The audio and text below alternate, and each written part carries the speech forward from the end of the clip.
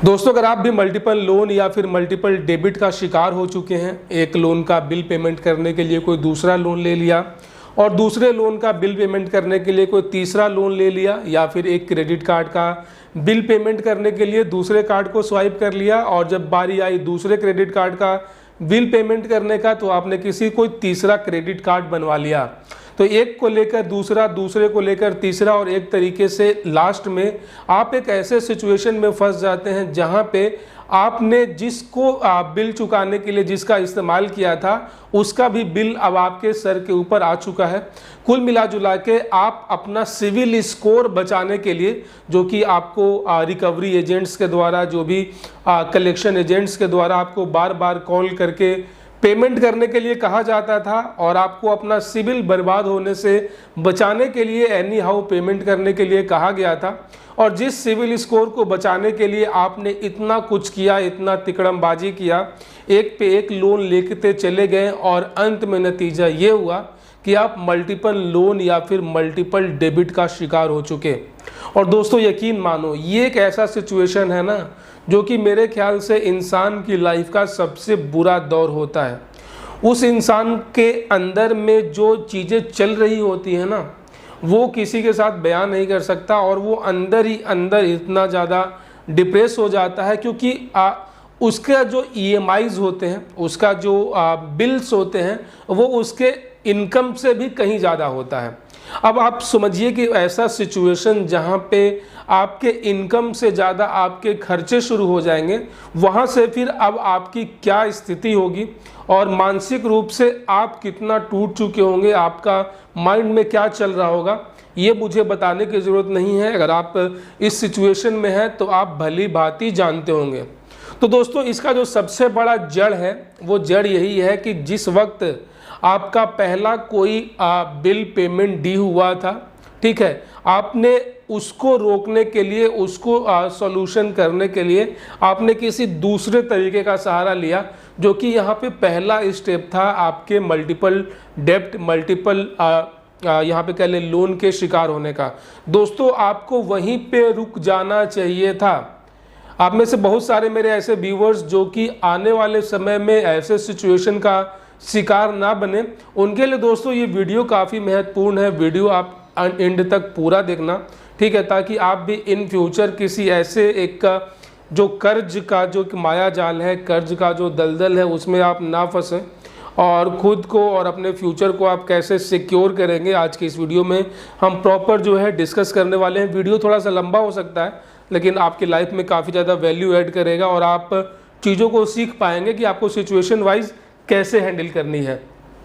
तो दोस्तों, सबसे पहले बात कर लेते हैं क्रेडिट कार्ड का, क्योंकि क्रेडिट कार्ड जो एक तरीके से कह सकते हैं हमारे डेली के लाइफ स्टाइल का एक हिस्सा बन चुका है। चाहते ना चाहते भी हम क्रेडिट कार्ड बनवा लेते हैं, और जैसे ही क्रेडिट कार्ड हमारे हाथ में आ जाता है तो उसके ऊपर जो हमें जो लिमिट मिली हुई होती है, तो वो लिमिट एक तरीके से हमारे साइकोलॉजिकली हमारे माइंड में ऐसा सेट हो जाता है कि अब कार्ड है तब तो खर्चा करना ही पड़ेगा।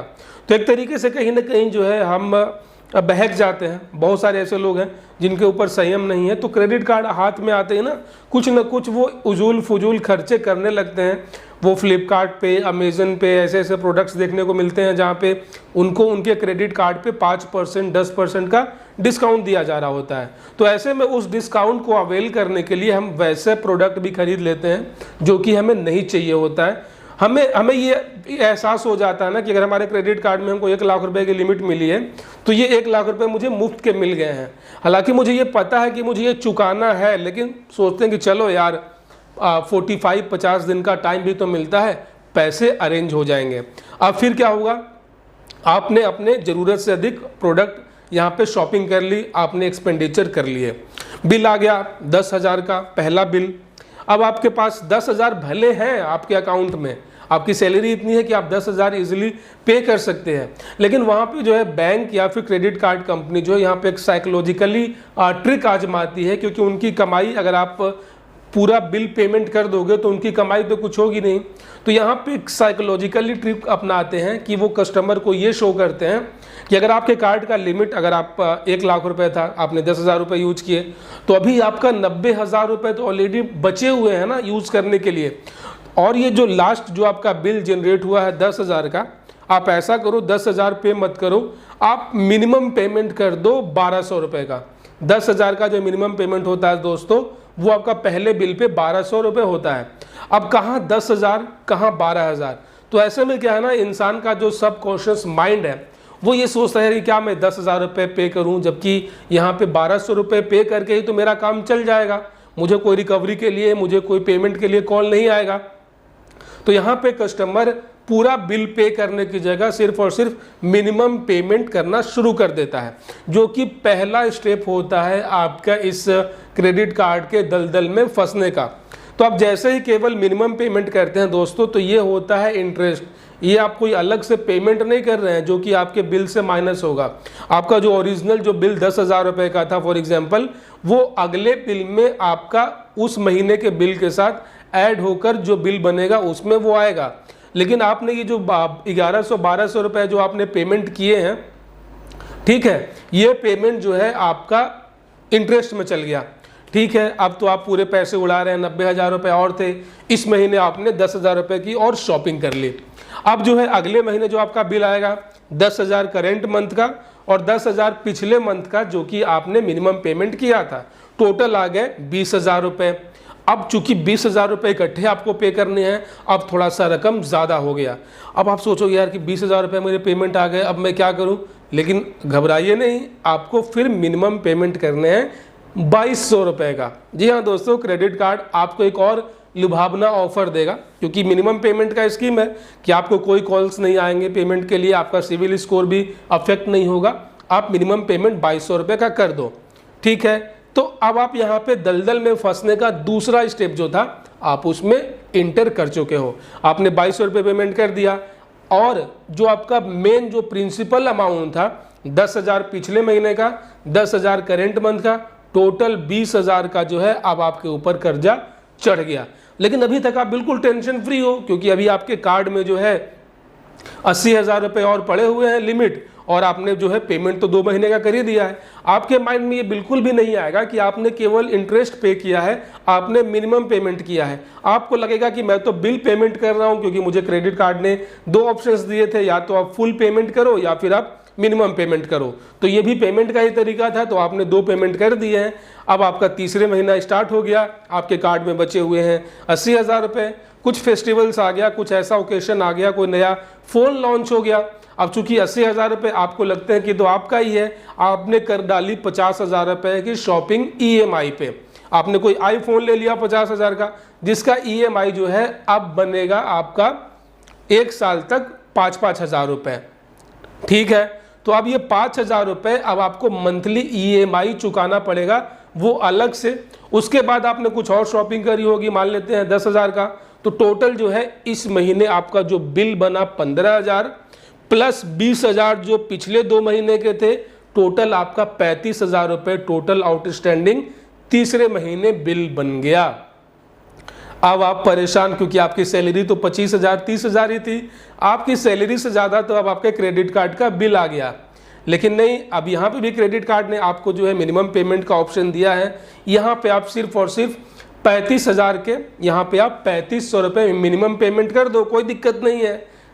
अभी तो आप लिमिट बची हुई है, कोई रिकवरी का कॉल नहीं आएगा। आपने फिर तीसरे महीने जो है 3,500 रुपये का पेमेंट कर दिया और आपका जो 35,000 का कर्जा था वो अब बढ़ गया। अब ये 35,000 रुपये प्लस अगले महीने, अब चूंकि 1 साल तक आपकी जो EMI बनी है आपके आईफोन की, या फिर आपने जो परचेस किया था EMI पे, वो तो ऐड होता रहेगा ही। एडिशनली ऐसे कर करके आप मिनिमम पेमेंट करते जा रहे हो, ये केवल आप इंटरेस्ट पे करते जा रहे हो। और एक टाइम ऐसा आएगा जब आप अपने पूरे लिमिट को यूज़ करके 1 लाख रुपए की आपने टोटल एक्सपेंडिचर कर चुकी है, क्योंकि आपने तो पेमेंट कर लिया है। आपके माइंड में तो ये है कि मैं तो पेमेंट कर रहा हूँ, और 1 साल के अंदर अंदर ये स्थिति आ जाएगी कि आपने टोटल 1 लाख रुपए बिल्कुल कार्ड के पूरी लिमिट यूज़ कर दिए हैं, और आपका जो टोटल आउटस्टैंडिंग है वो 1 लाख रुपए की है। अब 1 लाख रुपए तो आप में से किसी की सैलरी है नहीं। अब तो आप क्या करोगे? अब आप 1 लाख रुपए का जो मिनिमम पेमेंट जो होगा वो भी अब हो गए 11,000 रुपये, 12,000 रुपये मान के चलो मिनिमम। 1 लाख का मिनिमम जो पेमेंट होगा वो कम से कम 13,000 रुपये होंगे विथ GST। तो आपको 13 से 14 हज़ार रुपये अब आपको मंथली पेमेंट करनी है। अब आपकी सैलरी के अलावा तो इतने पैसे बचते नहीं हैं, लेकिन अभी तक आपका सिविल काफ़ी स्ट्रॉन्ग है क्योंकि अभी तक आपने पेमेंट बिल्कुल टाइमली किया है। तो दोस्तों एक ऑनेस्ट ओपिनियन बताऊं तो आपको यहीं पे रुक जाना चाहिए। अब आपको इससे आगे नहीं बढ़ना चाहिए। अभी तक आपका सिर्फ एक क्रेडिट कार्ड का ही इशू हुआ है, अभी तक आप मल्टीपल डेबिट के जो है शिकार नहीं हुए हैं। लेकिन 90% लोग क्या करते हैं कि अब जो है वो कहीं से दूसरा कार्ड अप्लाई कर देते हैं। अब किसी दूसरे बैंक का कार्ड अप्लाई करने जाओगे, वो आपका सिविल चेक करेंगे, वो आपका रीपेमेंट हिस्ट्री देखेंगे कि तो बहुत शानदार है जी, इन्होंने 1 साल तक जो है रेगुलर पेमेंट किए हैं, अब आपको एक और क्रेडिट कार्ड मिल गया। अब आप उस क्रेडिट कार्ड से कैश निकाल के इसका पेमेंट कर रहे हो, ठीक है, तो आप इसका भी मिनिमम पेमेंट ही कर रहे हो 13 हज़ार रुपये, जो 14 हज़ार रुपये थे। जो इसका जो प्रिंसिपल अमाउंट है 1 लाख रुपये वो बचा हुआ है। अब आपका इसी के साथ दूसरे क्रेडिट कार्ड का भी आपका EMI, दूसरे कार्ड का भी कर्जा आपके ऊपर चढ़ गया। अब आपको अगले महीने से अब आपको 2-2 कार्ड के EMIs, 2-2 कार्ड के पेमेंट करने हैं, जो अभी तक आप एक कर रहे थे। तो इसी तरीके से 1 साल तक आप दूसरे कार्ड को भी यूज़ करोगे तो आपको जो है 2 लाख रुपए का आपके ऊपर कर्जा आ गया। फिर इसी तरीके से जब 2 लाख रुपए का कर्जा आ जाएगा ना आपके ऊपर, तो आपका जो मंथली EMI बनेगा वो 25 हज़ार रुपये का बनेगा। अब आप हो चुके हो मल्टीपल डेबिट का शिकार। तो दोस्तों इसी सिचुएशन को बोलते हैं मल्टीपल डेबिट, मल्टीपल लोन का शिकार। अगर आप पहले क्रेडिट कार्ड में ही रुक जाते ना, ठीक है, आपसे पेमेंट नहीं हो पा रही है, मत करो, पहला महीना स्किप होता, दूसरा महीना स्किप होता, आपको रिकवरी के लिए तो कॉल आता ही रहता पेमेंट के लिए। आप उनको कह सकते हैं कि आप उनको एक तरीके से आप उनको कहते कि आप उनको कन्विंस करते कि यार मेरे पास तो अभी फ़िलहाल पैसे नहीं है, जब आएंगे तो कर दूंगा। कोई आपको फांसी तो लगने वाली थी नहीं, कोई घर की कुर्की जब्ती तो होने वाली थी नहीं। 3 महीने हो जाता, ठीक है, तो आपका जो है वो कार्ड NPA हो जाता, और चौथे महीने में आपको जो 1 लाख रुपए की आउटस्टैंडिंग थी उसका आपको 5वें महीने में आपको जो है वो 25 से 30 हज़ार रुपये में, ठीक है, वो आपका सेटलमेंट के लिए जो है वो ऑफर आ जाता, ठीक है। आप वो 25 से 30 हज़ार रुपये के सेटलमेंट को भी आप 2 अलग अलग EMIs में 15-15 हज़ार में 2 अलग अलग इंस्टॉलमेंट में आप उसको क्लोज कर सकते थे। तो आपका वहीं पे मैटर ख़त्म हो जाता, आपका सिविल स्कोर भी डाउन हो जाता, और इन फ्यूचर आपको जो है अगले 1-2 साल तक कोई भी कार्ड नहीं मिलता, तो आप बिल्कुल शांति से बैठे रहते। आपका सिविल स्कोर डाउन होना बहुत अच्छी बात है वैसे सिचुएशन में जहाँ पे आपके पास पैसे नहीं हैं, ताकि कहीं और से भी इधर उधर से कर्जे उठाकर खुद को और कर्ज के दलदल में ना फंसा लो। इसीलिए दोस्तों मैं अपने हर वीडियोज़ में बताता हूँ और आप सभी को सजेस्ट भी करता हूँ कि जब भी आपको लगने लगे ना कि अब यार मेरे से नहीं हो पा रहा है, ठीक है, अब मेरे से पेमेंट नहीं की जा रही है, आप बिल्कुल उसी समय बिल्कुल मौन हो जाओ, शांत हो जाओ, रुक जाओ। अब आप उसका सॉल्यूशन करने के लिए किसी दूसरे के पास मत जाओ, क्योंकि आज जो दूसरा आपको सॉल्यूशन लग रहा है ना, कुछ समय बाद वो दूसरा सॉल्यूशन भी एक नया प्रॉब्लम बन जाएगा। तो ऐसे क्या होगा कि आपके पास एक प्रॉब्लम तो पहले से था, और जिस सॉल्यूशन की उम्मीद में आप उसके पास गए थे वो खुद एक प्रॉब्लम बन जाएगा।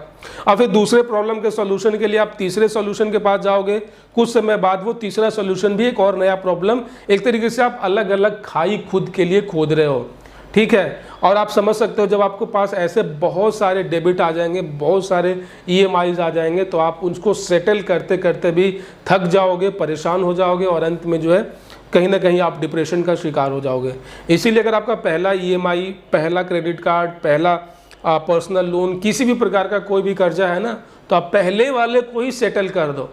उसको सॉल्व करने के लिए कोई दूसरा लोन, कोई दूसरा कर्जा मत ले लो, क्योंकि अगर ऐसा आप करोगे, आप ये सोचो ना कि जब आपका पहले वाले कार्ड का, पहले वाले लोन की EMI आपसे नहीं भरी गई, नहीं पेमेंट करी गई, तो आप 2-2 का कहाँ से कर लोगे, 3-3 का कहाँ से कर लोगे। तो आपको क्या करना है, जो कि मैं बार बार रिपीट कर रहा हूँ, पहले में ही आपको रुक जाना है, आपको उसी समय हाथ खड़े कर देने हैं, सेटलमेंट के लिए आपको वेट करना है।